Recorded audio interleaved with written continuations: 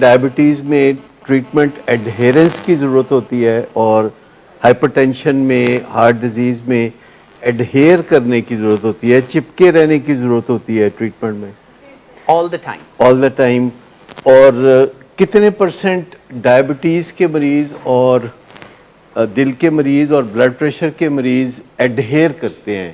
کوئی بتا سکتے ہیں ڈائبٹیز, ہارٹ ڈیزیز اور بلڈ پریشر کے کتنے پرسنٹ مریض ہیں جو ٹریٹمنٹ کو جاری رکھتے ہیں, ایڈہیر کرتے ہیں؟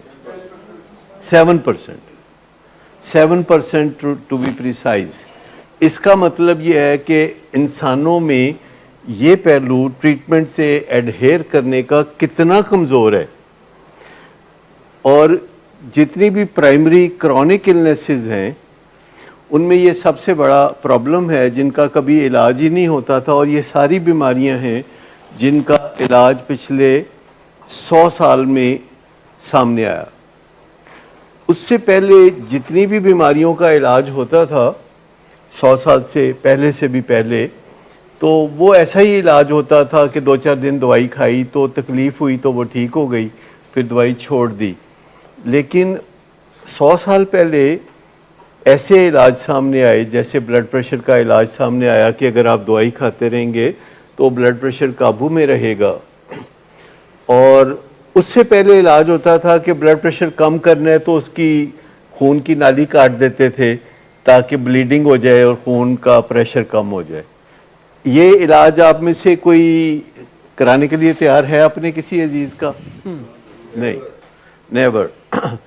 اچھا, جونکیں اگر لگا دی جائیں جو کہ خون چوسیں تو یہ بھی علاج 150 سال پہلے ہوتا تھا. جونکیں لگا دیتے تھے جو خون چوستی رہتی تھی اور اس میں مزہ بھی آتا تھا. یہ بھی آپ نہیں چاہیں گے کبھی. تو پھر ایسی دوائیاں آئیں جن کی وجہ سے بلڈ پریشر قابو میں رہنے لگا.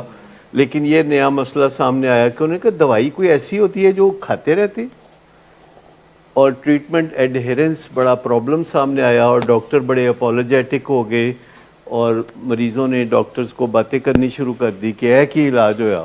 آپ سمجھے کہ جو جتنی بھی پرائمری کرونک النیسز ہیں جس میں سے ایڈکشن بھی ایک ہے, الکوہلزم ایڈکشن, اور یہ جسمانی بیماری ہے, اس میں جسم میں خلل پڑتا ہے, اور جسم میں جو خلل پڑتا ہے اس کا کوئی علاج نہیں ہے. یعنی نشے کی بیماری میں, شراب کی بیماری میں جسم میں جو خلل پڑتا ہے اس کا علاج کوئی نہیں ہے. اس کا علاج نشہ چھوڑنا ہے, اور نشہ چھوڑنے سے جو خلل پڑتا ہے اس کا علاج ہے. نشہ چھوڑنے سے جو بے چینی ہوتی ہے, کریونگ ہوتی ہے, لڑنے کو دل کرتا ہے, خالی پن لگتا ہے, بوریت ہوتی ہے, تو اس کا علاج موجود ہے. اس کی ایڈہیرنس چاہیے. پلس ساتھ اکثر بائیپولر ڈس آرڈر ہوتا ہے ایڈکشن والوں کو, اس کا علاج ہے. اس کی دوائی کھاتے رہنی پڑتی ہے اور اس کا علاج موجود ہے, اور اس کی دوائی کھاتے رہنا پڑتی ہے اور پھر دوائی وہ کم بھی ہو جاتی ہے.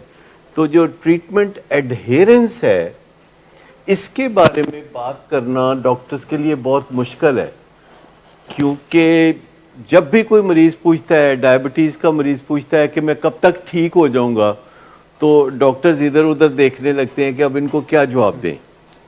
کیونکہ مریض یہ سوچ کے آتا ہے کہ میں اس ڈاکٹر کے پاس جاؤں گا تو میری ڈائبٹیز ٹھیک ہو جائے گی.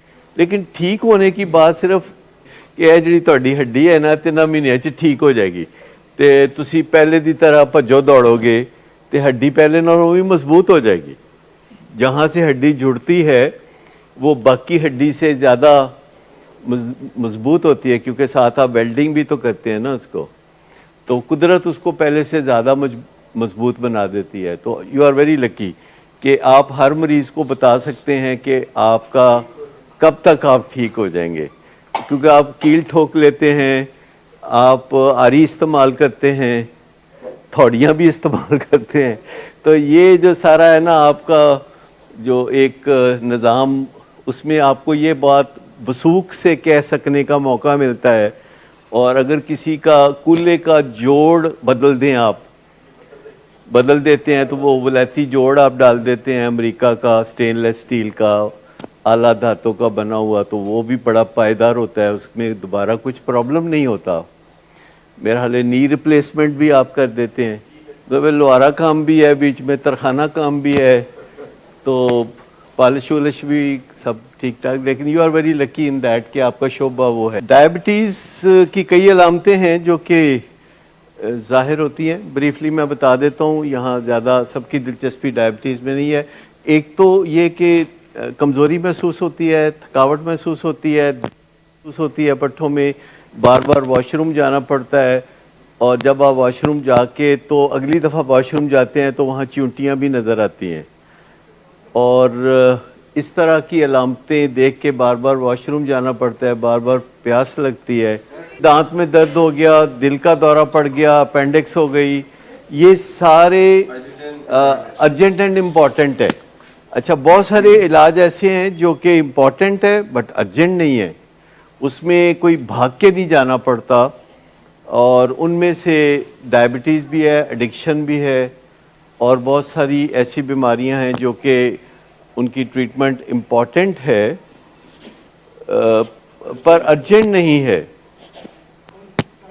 अच्छा, कुछ ट्रीटमेंट ऐसे हैं जो कि अर्जेंट होते हैं पर इम्पॉर्टेंट नहीं होते। वो कौन से होते हैं? अर्जेंट पर इम्पॉर्टेंट नहीं है। प्लास्टिक सर्जरीज उनमें से हो सकती हैं कि जो बंदा फील करता है कि जल्दी से मैं इनका कोई इलाज कर लूं।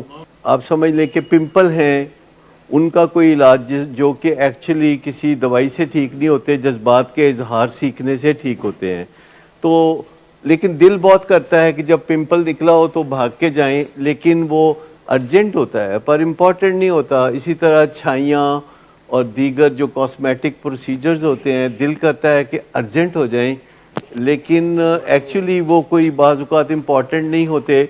जैसे कि मोटापे के इलाज में लिपोसक्शन, मैदे को गिरा लगा देना, या कोई इस तरह की चीज़ जो कि अर्जेंट आए होते हैं लेकिन वो इम्पॉर्टेंट नहीं होते। और कुछ ट्रीटमेंट होते हैं जो कि ना अर्जेंट होते हैं ना इम्पॉर्टेंट होते हैं। वो क्या, वो कौन से ट्रीटमेंट हैं जो कि ना अर्जेंट हैं ना इम्पॉर्टेंट है? इंसानों की नज़र में ना अर्जेंट है ना इम्पॉर्टेंट है। उसमें नेगेटिव थॉट्स है जिसको ना लोग अर्जेंट समझते हैं ना उनको इम्पॉर्टेंट समझते हैं, और ओसीडी, हाथ धोने की बीमारी, कहते चलो हाथ ही धोने नहीं, खैर है, या बार बार जाके तो कुछ चेक करना है किसी चीज़ को। आप यूँ समझ लें कि डाइटिंग तो एक अहम बहुत चीज़ है जो कि अर्जेंट नहीं है पर इम्पॉर्टेंट है। तो एंग्जाइटी जो है उसमें तो अर्जेंट होती है, लोग एंग्जाइटी के लिए जल्द इलाज की तरफ रजू करते हैं। अगर एंग्जाइटी पैनिक अटैक्स की शक्ल में हो तो ये अर्जेंट और इम्पॉर्टेंट हो जाती है, और अगर मामूली एंग्जाइटी हो तो फिर उसके लिए लोग जो है रजू कर लेते हैं। अगर एंग्जाइटी भी हो तो ट्रैंक्विलाइज़र वगैरह तो वो मांग लेते हैं, और एंग्जाइटी होती है तो लोग नशा भी शुरू कर लेते हैं।